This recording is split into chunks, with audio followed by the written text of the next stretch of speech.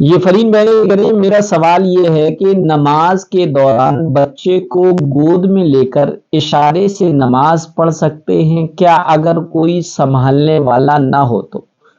سمجھ لیے گا نماز میں بچے کو گود میں اٹھایا جا سکتا ہے یا نہیں، اس سے نماز فاسد ہوگی یا نہیں۔ اسی طرح بعض اوقات بچے نے جو حگیس یا پیمپر بھی پہنی ہوئی ہوتی ہے، جبکہ اس طرح کی ایک حدیث میں آیا بھی ہے، حضرت ابو قتادہ رضی اللہ تعالیٰ عنہ سے روایت ہے کہ رسول اللہ صلی اللہ علیہ وسلم نماز پڑھ رہے تھے اور نماز کی حالت میں اپنی نواسی حضرت امامہ رضی اللہ تعالی عنہا کو اٹھائے ہوئے تھے۔ جب آپ سجدے میں گئے تو انہیں اتار دیا اور جب کھڑے ہوئے تو انہیں اٹھا لیا۔ تو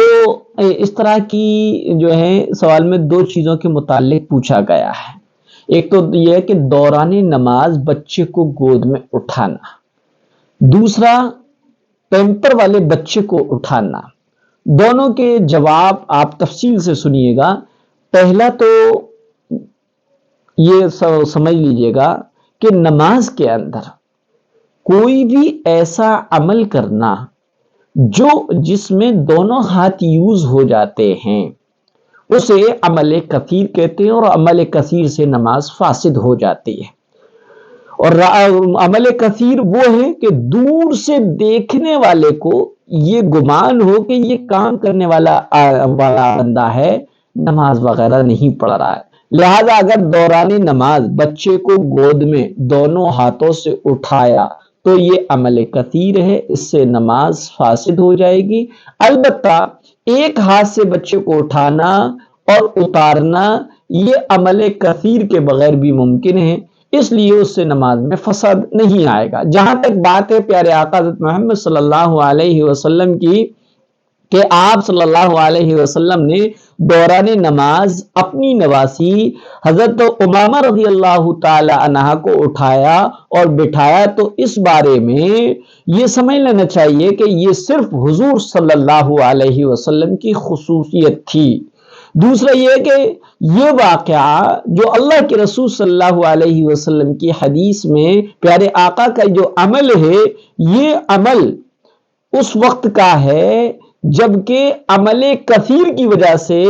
نماز فاسد نہیں ہوا کرتی تھی۔ بعد میں اللہ کے رسول صلی اللہ علیہ وسلم نے ارشاد فرما دیا کہ اگر کوئی عمل کثیر کرتا ہے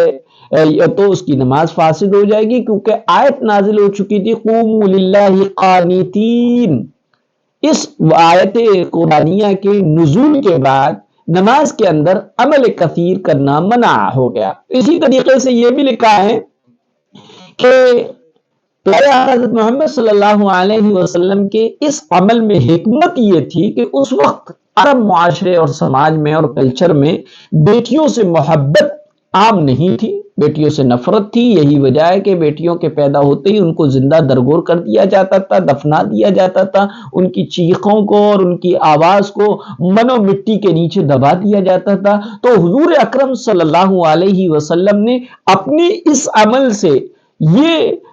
پیغام دیا ہے کہ بیٹیاں اور بچیاں جو ہے قابل محبت ہیں، قابل عظمت ہیں، حتیٰ کہ نماز جیسے اہم فریضے میں بھی بیٹی کو گود میں اٹھا کر بیٹیوں سے محبت کا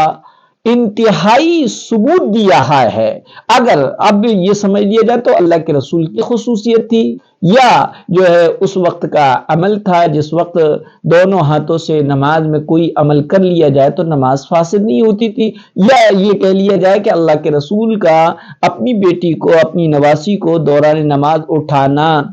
اور پھر اتارنا یہ جو ہے ترغیب تھا، اور سماج کو ایک پیغام دینا تھا کہ بیٹیوں سے رحمت اور شفقت کا معاملہ کیا جائے۔ دوسرا مسئلہ، اگر بچہ حگیز پہنا ہوا ہے، بچے کے پیمپر صاف ہے، تو اس صورت میں نماز فاسد نہیں ہوگی۔ اور اگر بچے کے پیمپر اور حگیز میں ناپاکی ہو، اس میں گندگی ہو، تو اگر نماز پڑھنے والے نے بچے کو خود اپنی طاقت سے اٹھا رکھا ہے تو نماز فاسد ہو جائے گی۔ اور اگر نماز پڑھنے والے نے نہیں بٹھایا اور بچہ خود اپنی طاقت سے نماز پڑھنے والی کے گود میں جا کر بیٹھ جاتا ہے تو اس صورت میں نماز فاسد نہیں ہوگی۔ ہاں، اس کی تیسری شکل یہ ہے کہ اگر کوئی بچہ ہے اور وہ رو رہا ہے، نماز کا وقت بالکل جا رہا ہے، اگر اس کو نماز کے وقت میں گنجائش ہے تو بچے کو بہلا کر پھسلا کر اس کو سلا کر